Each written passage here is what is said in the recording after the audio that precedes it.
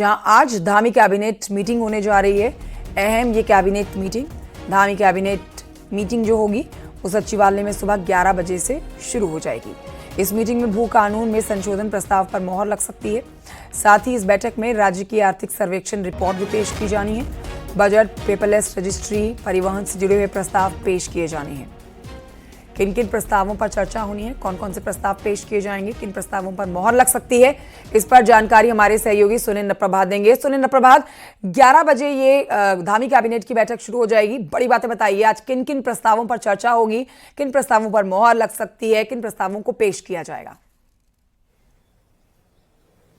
देखिए कंचन, ये बेहद महत्वपूर्ण मीटिंग है क्योंकि 18 से 24 फरवरी तक उत्तराखंड का विधानसभा का बजट सेशन शुरू होना है। लिहाजा बजट सेशन में कौन कौन से प्रस्ताव आएंगे, क्या क्या बिजनेस सरकार रखेगी, एक तरह से कैबिनेट मीटिंग उसको फिक्स करेगी। आज की मीटिंग में तय हो जाएगा।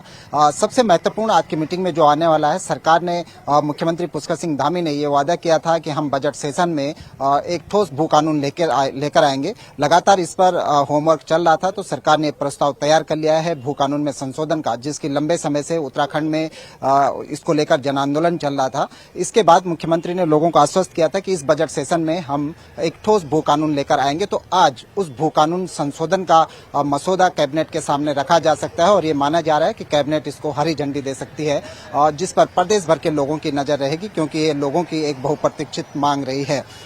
इसके साथ साथ इस बजट सेशन में हम कितने का बजट पेश करेंगे वो भी आज पास होगा। पिछले वित्तीय वर्ष की अगर हम बात करें तो करीब 90,000 करोड़ का हमारा बजट था, तो इसका आकार इस बार करीब 10% अधिक बढ़ सकता है। उसका प्रस्ताव भी आज इसमें आ सकता है। इसके साथ साथ राज्य का आर्थिक सर्वेक्षण भी वित्तीय वर्ष 2023-2024 के लिए जो राज्य का आर्थिक सर्वेक्षण रहा है उस पर रिपोर्ट एक कंप्लीट हो चुकी है, उसको भी आज कैबिनेट के सामने रखा जाएगा। तो मुख्य तौर पर ये प्रस्ताव होंगे जिन पर सबकी नजर रहेगी। इसके अलावा भी बहुत सारे प्रस्ताव आज की कैबिनेट मीटिंग में आ सकते हैं। शुक्रिया आपका सुनील प्रभात, जानकारी के लिए।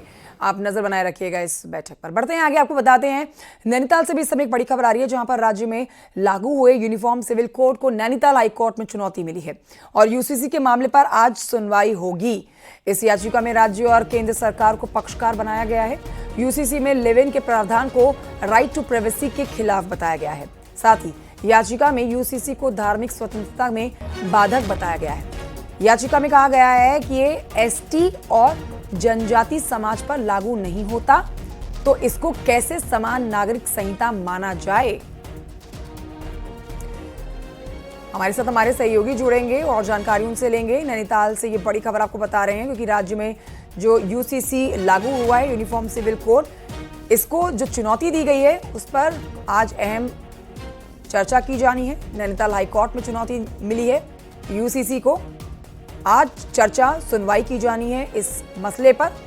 इस याचिका में राज्य और केंद्र सरकार को पक्षकार बनाया गया है। वीरेंद्र बिष्ट के पास चलते हैं और जानकारी के साथ हमारे साथ नैनीताल से जुड़े हुए हैं लाइव। वीरेंद्र, ये काफी अहम सुनवाई है जो कि आज यूसीसी के खिलाफ जो याचिकाएं दी गई हैं उससे जुड़ी हुई नैनीताल हाईकोर्ट में। इस समय क्या हलचल है नैनीताल हाईकोर्ट में, आज क्या होने वाला है, कितने बजे सुनवाई होने वाली है, संपूर्ण जानकारी दें। कुछ देर में इस पूरे मामले पर सुनवाई शुरू हो जाएगी, लेकिन जिस तरह से राज्य सरकार ने यूसीसी लागू किया था उस वक्त स्पष्ट किया था कि तमाम जो चीजें हैं वो ताकि हित में की गई हैं, लेकिन इन सारी चीजों को चैलेंज हाईकोर्ट में किया गया है और कहा गया है जो यूसीसी के प्रावधान है, चाहे वो मुस्लिम धार्मिक मान्यताओं से जुड़ी हुई चीजें हैं या रिलेशनशिप वाली चीजें हैं या जो एससी एसटी या फिर जनजाति पर ये लागू नहीं होता है, तो उन सारी चीजों को चैलेंज किया गया है और कोर्ट में आज कुछ देर बाद सुनवाई होगी। तो ये सारे तर्क जो हैं वकील कोर्ट के सामने रखेंगे और हो सकता है कि आज राज्य सरकार और केंद्र सरकार को इन सारे मसलों पर नोटिस जारी हो जाएंगे। और खास तौर पर यह कहा गया है कि जो आर्टिकल 14 है या आर्टिकल 21 है उसका स्पष्ट तौर पर उल्लंघन सरकार ने यूसीसी लागू करने पर किया है। तो कुछ देर पर अहम सुनवाई होनी है और कोई निर्णय कोर्ट दे सकता है या नोटिस राज्य या केंद्र को कर सकता है। शुक्रिया आपका वीरेंद्र बिष्ट, जानकारी के लिए। नजर बनाए रखिएगा सुनवाई पर। अब आप ये जानिए कि एक तरफ तो यूनिफॉर्म सिविल कोड का मामला हाईकोर्ट पहुंच गया है, तो वहीं दूसरी तरफ यूसीसी पर सियासत भी जारी है। बीजेपी यूसीसी को गंगा बता रही है, लेकिन विपक्ष को इसमें कंट्रोवर्सी नजर आ रही है। पूर्व मुख्यमंत्री हरीश रावत के मुताबिक यूसीसी से बीजेपी देश में सांप्रदायिक तनाव का बढ़ावा देते हुए नजर आ रही है। देखिए इस पर रिपोर्ट।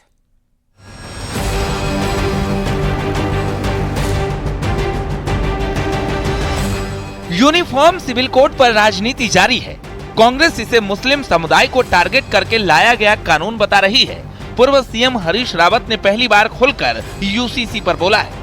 हरीश रावत ने कहा कि यूसीसी को उत्तराखंड से निकलने वाली गंगा कहा जा रहा है, महाकुंभ कहा जा रहा है, लेकिन इंसान का बनाया कानून गंगा नहीं हो सकता। कांग्रेस नेता के मुताबिक बीजेपी अलग अलग राज्यों का यूसीसी बनाकर देश में सांप्रदायिक तनाव का दिया जलाए रखना चाहती है। इतना ही नहीं, लिव इन रिलेशनशिप उत्तराखंड में गंगा जैसा पवित्र नहीं कहा जा सकता। गंगा पहाड़ों से लोगों को पवित्र करने के लिए उद्गमित हुई, तो आप जो है उससे तुलना कर रहे हैं गंगा से।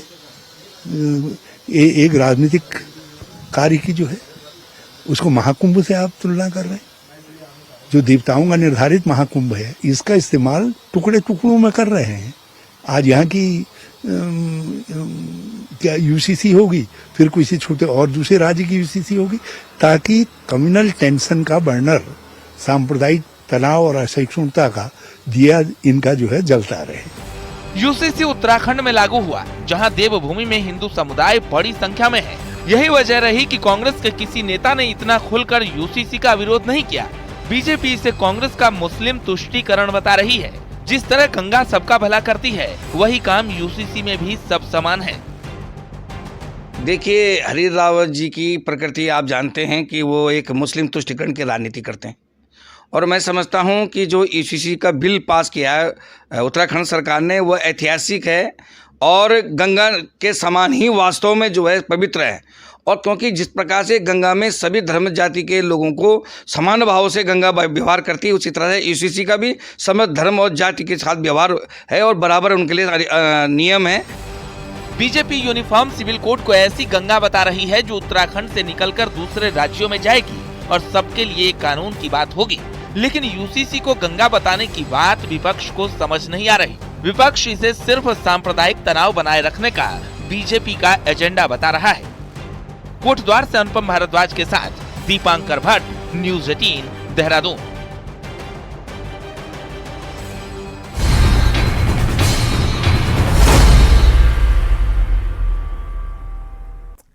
मुख्यमंत्री पुष्कर सिंह धामी आज हरिद्वार दौरे पर रहेंगे, जहां पर मुख्यमंत्री रोशनाबाद स्टेडियम पहुंचकर कुश्ती मैच देखेंगे और खिलाड़ियों का उत्साह बढ़ाएंगे। सीएम धामी दोपहर 1:30 बजे स्टेडियम पहुंचेंगे। नेशनल गेम्स के तहत हरिद्वार में चल रही कुश्ती प्रतियोगिताएं, जिनको आज देखने जा रहे हैं मुख्यमंत्री पुष्कर सिंह धामी।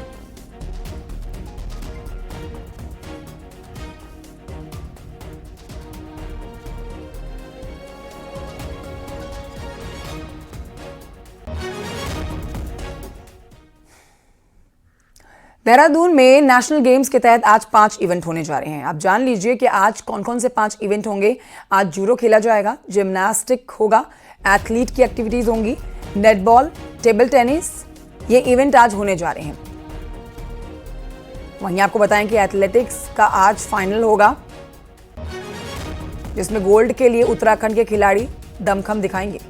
अगर नेशनल गेम मेडल टैली की बात करें तो 20 गोल्ड मेडल के साथ उत्तराखंड मेडल टैली पर 7वें पायदान पर है।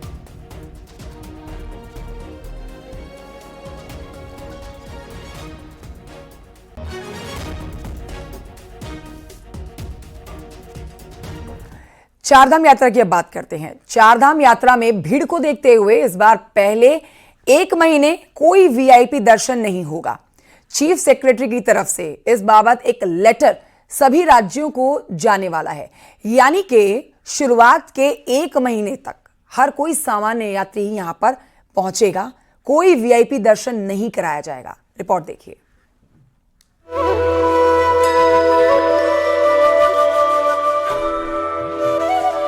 26 फरवरी को केदारनाथ धाम के कपाट खुलने की तारीख तय हो जाएगी, तो 4 मई को बद्रीनाथ धाम के कपाट खुलने के साथ 4 धाम यात्रा शुरू हो जाएगी।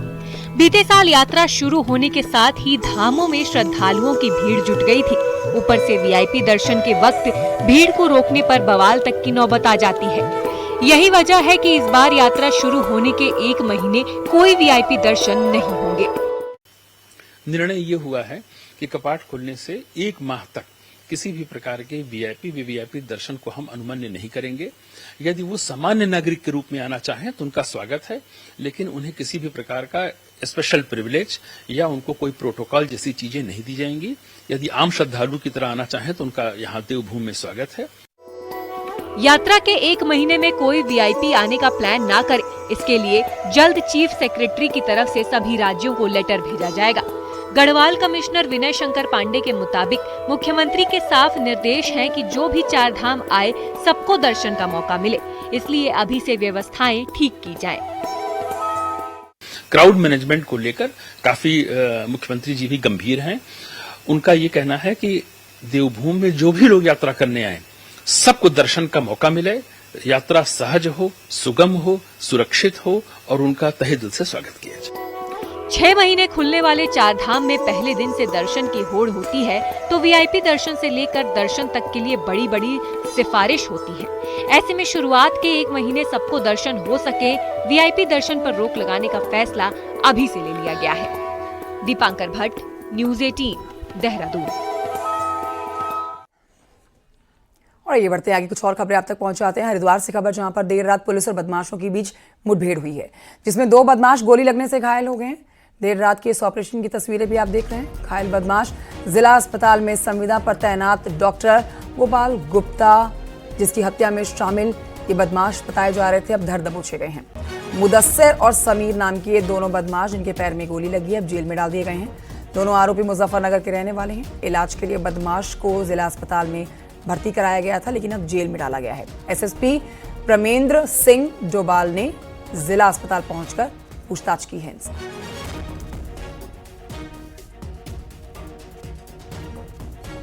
कुमाऊं की खबर जानिए, जहां पर बिजली के प्रीपेड मीटर को लेकर खूब हंगामा कटा। कांग्रेस के नेता तो प्रीपेड मीटर तोड़ते हुए विरोध का झंडा भी बुलंद कर चुके हैं। रिपोर्ट देखिए।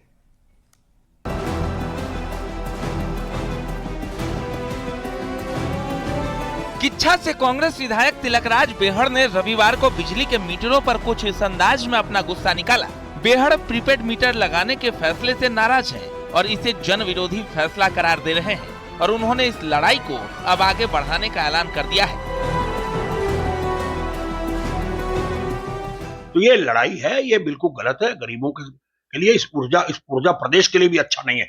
आने वाले समय के लिए निजीकरण की ओर जा रहा है। ये विद्युत विभाग के कर्मचारी अधिकारियों के लिए भी ठीक नहीं है। मैंने इसका विरोध किया, मैं किसी सूरत में नहीं लगने दूंगा। स्वेच्छा वाला चाहे तो लगाए, जबरन किसी भी बलीन बस्ती में गरीबों के यहाँ, आम आदमी के यहाँ नहीं लगने दूंगा, नहीं लगने दूंगा, नहीं। बेहड़ के इन तेवरों को उनकी पार्टी कांग्रेस का खुला समर्थन मिल रहा है और पार्टी के नेता प्रीपेड मीटर के खुले विरोध का ऐलान कर रहे हैं।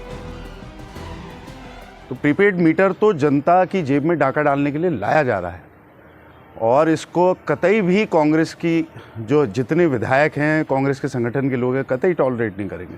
हम जनता के साथ खड़े हैं, जनता के दर्द में उनके साथ खड़े हैं।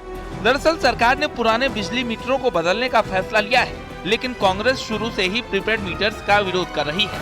वहीं कांग्रेस के विरोधी तेवरों को देखते हुए प्रीपेड मीटर लगाने वाली कंपनी का मैनेजमेंट विधायक बेहड़ के खिलाफ मुकदमा दर्ज कराने की तैयारी में है। हल्द्वानी से न्यूज़ 18 के लिए शैलेंद्र नेगी की रिपोर्ट।